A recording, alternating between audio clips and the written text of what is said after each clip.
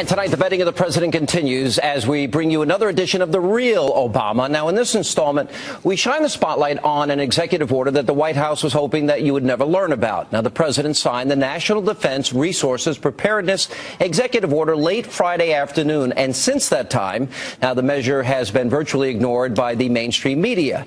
Now, the order essentially gives the president of the United States absolute power over any and all American resources during both times of peace and national crisis. Now, this includes, but is not limited to, food and livestock, water, plants, energy, health resources, transportation, and construction materials, and gives the government the ability to, quote, control the general distribution of any material, including applicable services, in the civilian market.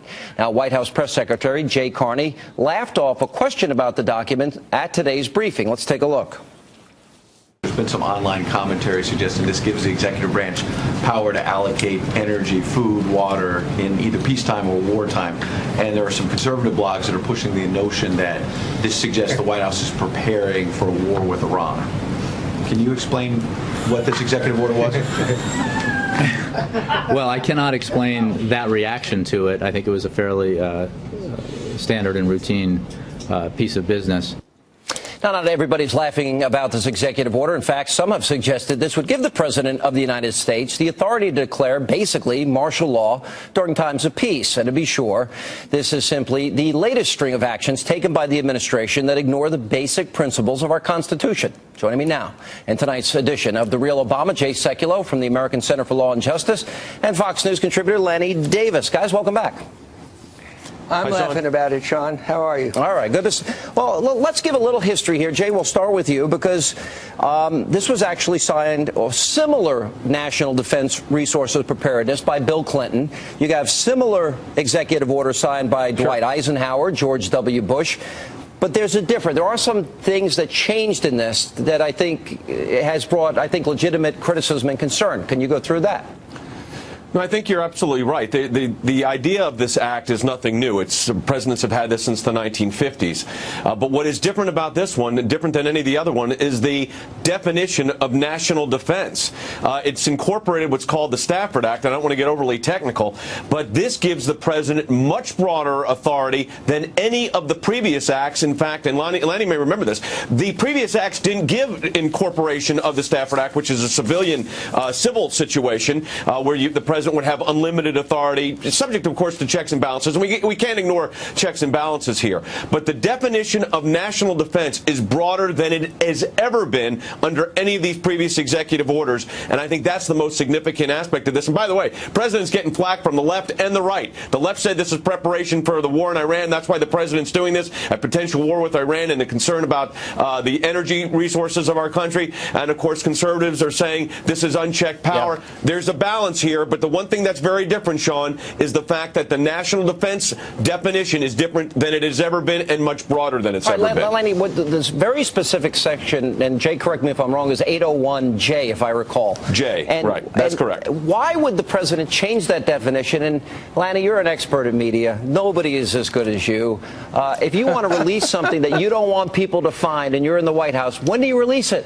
Late on a Friday afternoon, hoping nobody pays attention to it. Why would they release? I used to release things at 10 o'clock on July 3rd. That was a really good. Yeah, that's a good time. I got it. Nice to hear you, Jay, being your scholarly self. And I want to compliment Sean Hannity for the first time in a long time. Oh, boy. Of not being slanted and describing this as a bipartisan act that actually goes back to Franklin Roosevelt, Jay, and through Harry Truman, not just the 1950s. But he changed it. But Lanny, we got to that part. You're wasting valuable airtime. We got that. You don't like me complimenting you, Sean. He's being nice. The second point I want to make. The second point I want to make, aside from Sean Hannity being a good guy, is that this is really not a significant risk to America. I don't know why he made those changes, to answer your question, but there's no risk here because every president needs authority in times of emergency, such as a nuclear attack or something that is another 9/11, and this authority has been on the books, and President Obama won't misuse it. The real question is, why are the extremes on the left and the right so quick to jump beyond the facts and look at the worst possible interpretation, and it's almost I can give you lunacy the if you answer. look at some of these. Tell me. Because of the way the president's acted, for example, we have a very specific process for recess appointments. And with the National Labor Board appointments of the president, remember, he didn't go through that process. That's right. The conservatives like myself, Jay, I think would argue that the health care mandate is not constitutional. The Cato Institute actually has the top 10 instances where the president has pretty much thumbed his nose at the Constitution. And so there is this suspicion, Jay. I'll throw it to you. Yeah. Yeah, I think the biggest problem here is context. It is a document dump in the sense that it comes late on a Friday evening. That's an interesting situation. Its second is the context of the other situations. You talk about the Attorney General and the Fast and Furious situation. Then the Attorney General said he was concerned about what the NYPD was doing, which was clearly within the law, and I think the Department of Justice has now backed off on that wisely. But you look at the context, and then the definitional aspect, and I think the definition is the problem.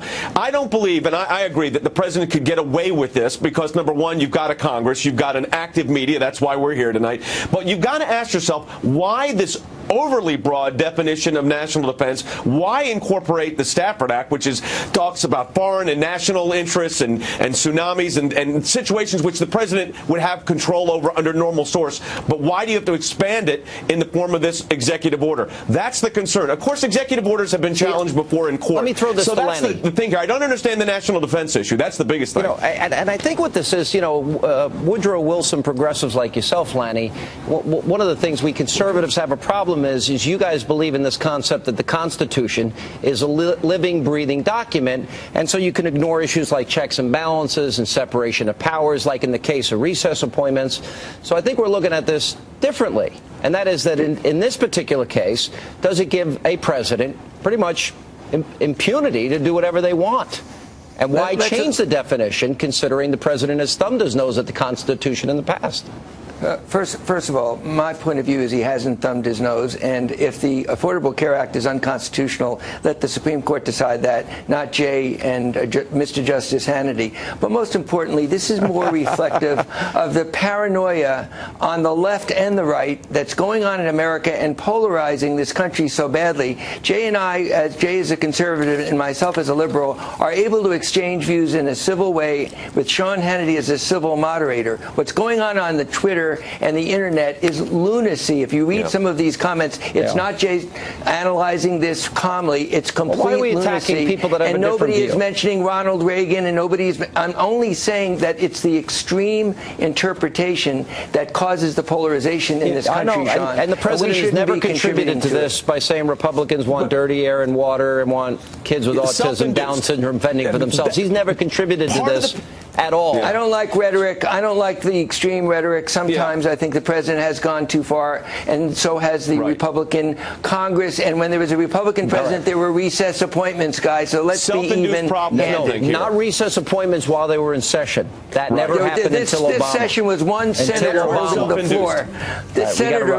This session was one senator holding the floor, and that was an abuse of the Constitution says recess appointments only when they're in recess, though, and they're not in recess. With one senator and coming sleeping up, on is the it floor. possible that the president